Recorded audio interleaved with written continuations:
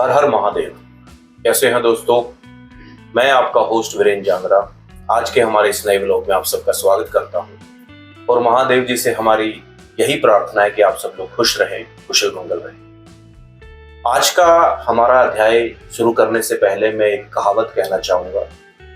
जैसे कि हम लोगों ने अक्सर सुना है कि समय जो है बहुत बड़ा बलवान है, या जो होनी है उसको कोई टाल नहीं सकता, जो होना है वो होकर ही रहता है, उसे साक्षात भगवान भी नहीं टाल सकते। तो इसी वाक्य पर आधारित हमारी आज की एक छोटी सी कहानी है, उसी के बारे में हम चर्चा करेंगे। शुरू करते हैं। हर हर महादेव। तो बात है महाभारत के काल की, जब महाभारत का युद्ध समाप्त हो जाता है। सभी पांडव जो है खुशी से राज्य संभाल लेते हैं और राजा के तौर पर जीवन बिताना शुरू कर देते हैं। तो उनके सबसे छोटे भाई अभिमन्यु, उनके आगे उनके पुत्र हुए राजा परीक्षित, और परीक्षित के बाद उनके पुत्र जन्मेजय ने उनका एज ए राजा के तौर पर कार्यभार संभाला। तो जब जन्मेजय राजा बनता है और उसके जितने भी पूर्वज हैं जब गुजर चुके होते हैं, मतलब ये संसार छोड़ के जा चुके होते हैं, तो एक दिन जन्मेजय के यहाँ पर वेदव्यास जी पहुंचते हैं, महामुनि वेदव्यास जी। तो उनके सामने वो पूछते हैं कि आप तो भविष्यदर्शी हैं, मतलब दूरदर्शी हैं, आप भविष्य जानते हैं, भूत वर्तमान काल सब जानते हैं। उसके साथ साथ आप साक्षात सभी वेदों के ज्ञाता हैं, इतने बड़े महाज्ञानी हैं।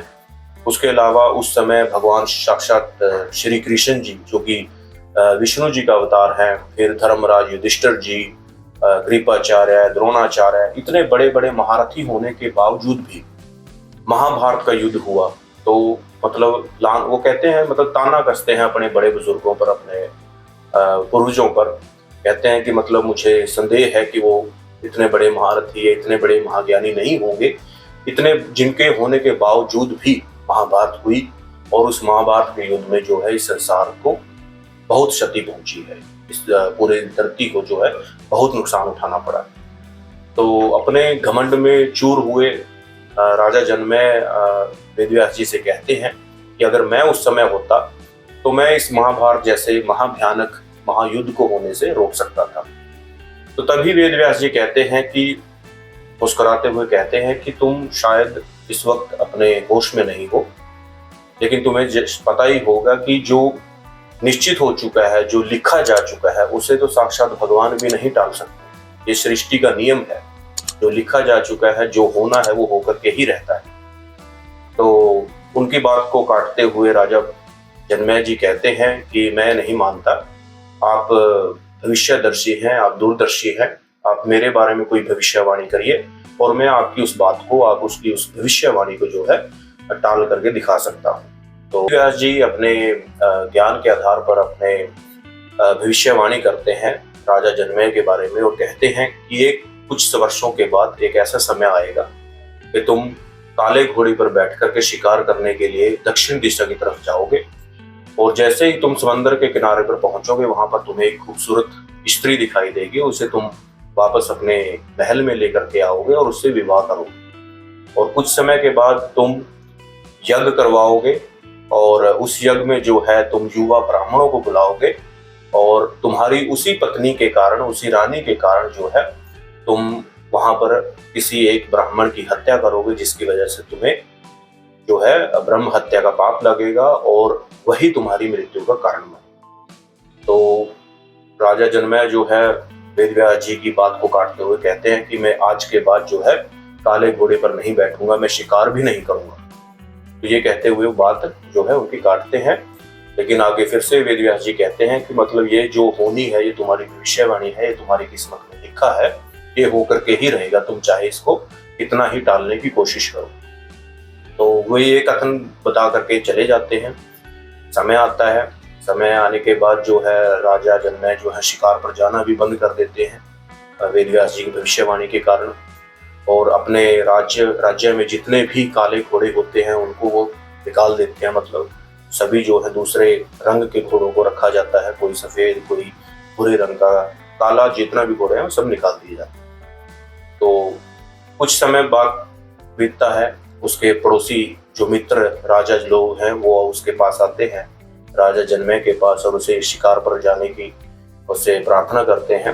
राजा जनमेय पहले मना करते हैं, लेकिन उसके दोस्त हैं, उसके मित्र हैं, तो उन्हें अपनी दोस्ती की कसम, उसके वादे करवा करके उसे जबरदस्ती अपने साथ मना लेते हैं उसे शिकार पर ले जाने के लिए।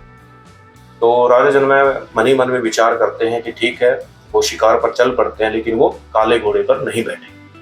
लेकिन जैसे ही वो अस्तबल में पहुंचते हैं, देखते हैं कि वहां पर सिर्फ एक काला घोड़ा ही होता है। बाकी जितने भी घोड़े हैं उनको, जो उनका रखवाला है, वो कहीं लेकर के गया होता है उनको उनकी देखभाल करवाने के लिए। तो उस वक्त अस्तबल में जो है सिर्फ एक ही घोड़ा होता है और वो भी काले रंग का। फिर वो मन ही मन में सोचते हैं कि ठीक है, मैं काले घोड़े को इस्तेमाल कर लेता हूँ, लेकिन मैं दक्षिण दिशा की तरफ नहीं जाऊंगा।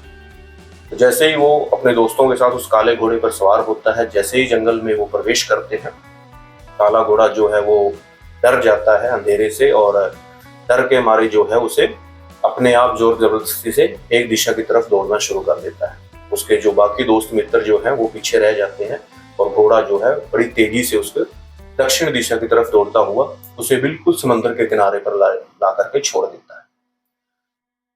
वेद व्यास जी के कही भविष्यवाणी के अनुसार अब तक का जो कथन था वो सत्य हो रहा होता है। फिर आगे वो राजा जनमेय सोचते हैं कि ठीक है, मैं यहाँ तक पहुंच गया हूँ, लेकिन यहाँ पर जो है वो देखता है कि एक स्त्री है, और वो जो कि बहुत खूबसूरत स्त्री वहां पर खड़ी है। वो उनके साथ प्रेम प्रसंग करते हैं, कुछ समय वहां पर बिताते हैं। फिर मन ही मन में सोचते हैं कि वो इससे विवाह नहीं करेंगे, इसे अपने राजमहल में नहीं लेकर के जाएंगे। लेकिन जब वो रानी, वो स्त्री उनके प्रेम में पड़ करके उनसे वचन ले लेती है कि आप मुझसे विवाह करें, अन्यथा वे जो है मतलब प्राण त्याग देंगी और आपको मेरी हत्या करने का पाप लगेगा। तो उस पाप से बचने के लिए जो है उस स्त्री को अपने राजमहल में ले जाता है और उससे विवाह कर लेता है। फिर कुछ साल बीतते हैं। अभी समस्या ये हो जाती है कि दोनों को जो है कोई संतान नहीं होती, उनको कोई बच्चा नहीं होता। तो एक पुत्र की प्राप्ति के लिए वो जो है रानी यज्ञ की मतलब उपासना करती हैं, कहती हैं कि मतलब हम यज्ञ करवाएंगे। फिर से उन्हें याद आती है वेद व्यास जी की भविष्यवाणी की, मतलब यज्ञ का निर्माण भी मतलब आह्वान हो चुका है। रानी उनसे जोर दे रही है कि वो यज्ञ करवाएं ताकि उन्हें पुत्र की प्राप्ति हो सके। तो ये सब कथन चल रहा होता है। तब राजा जनमेय जो है सोचते हैं कि किसी तरीके से इस यज्ञ को टाला जाए, लेकिन रानी की हठ के आगे जो है उनकी नहीं चलती। फिर बात वो सोचते हैं कि ठीक है, वो जो है इस यज्ञ में युवा ब्राह्मणों को नहीं बुलाएंगे, सिर्फ वृद्ध ब्राह्मणों को ही बुलाएंगे। वो पूरे नगर में जो है मतलब समाचार फैला देते हैं कि जितने भी नगर में वृद्ध ब्राह्मण हैं सब यहाँ पर राज्य में आ जाएं और इस यज्ञ को संपूर्ण करें। लेकिन उस वक्त, उस समय, उस राज्य में जितने भी वृद्ध ब्राह्मण होते हैं, क्योंकि वो समय जो है पितरों का समय होता है, अपने पितरों को पूजन के लिए सभी ब्राह्मण लोग जो है मतलब अलग अलग तीर्थ स्थानों पर गए हुए होते हैं। तो उस समय कोई भी वृद्ध ब्राह्मण जो है नगर में नहीं होता, सिर्फ युवा ब्राह्मण ही होते हैं। तो अंत में जो है सभी युवा ब्राह्मणों को भी बुलाया जाता है, यज्ञ संपन्न होता है। और जब ब्राह्मणों को भोजन करवा रहे होते हैं तो कोई एक ब्राह्मण जो है उन किसी रानी के ऊपर किसी कारणवश जो है वो हंस पड़ता है उसे देख करके, जिससे रानी नाराज हो जाती है और बदले में रानी जो है अपने अपमान का बदला लेने के लिए राजा से उसे मृत्यु दंड देने का आह्वान करती है। तो कहने का भाव ये है कि मतलब जो भविष्यवाणी वेद व्यास जी करते हैं वही भविष्यवाणी साक्षात हो रही होती है, और वो ना चाहते हुए उसे नहीं टाल पाता। और इस तरीके से जो है राजा जनमेय जी मजबूरी में आकर के अपनी धर्मपत्नी को मनाने के लिए उस ब्राह्मण को मृत्यु दंड देते हैं, जिसकी वजह से उसे ब्रह्म हत्या का पाप लगता है और उसे कुष्ठ रोग हो जाता है।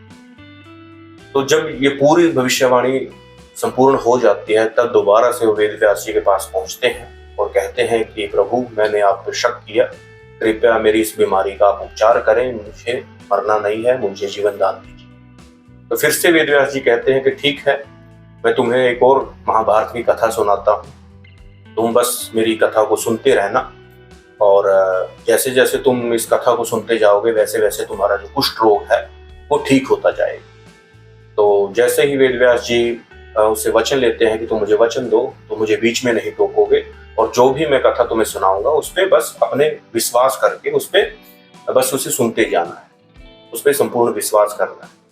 तो ये कह करके वेद व्यास जी कथा सुनाना शुरू करते हैं कि एक समय ऐसा जब तुम्हारे परदादा भीम, जो महाबली भीम थे, एक समय ऐसा आता है कि उनके सामने 100 हाथी आ जाते हैं और उन हाथियों को वो इतने बल से, इतने जोर से ऊपर आसमान की तरफ उछालते हैं कि वे हाथी जो हैं आसमान में ही उड़ते हुए पूरे ब्रह्मांड में फैल जाते हैं और दोबारा आकर के नीचे नहीं गिरते।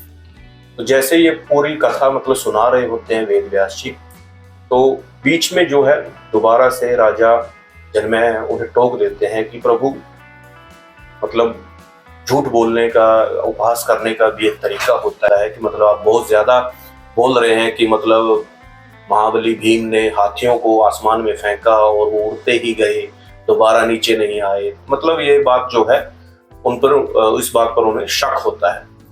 तो दोबारा से जो है मतलब वेद व्यास जी कहते हैं कि मैंने तुम्हें पहले ही कहा था और मैंने तुमसे वचन भी लिया था कि मतलब अगर तुम मेरे इस वाक्य पर, मेरी इस कहानी पर शक नहीं करोगे तो तुम्हारा जो पूरा रोग है वो संपूर्ण रूप से ठीक हो जाएगा।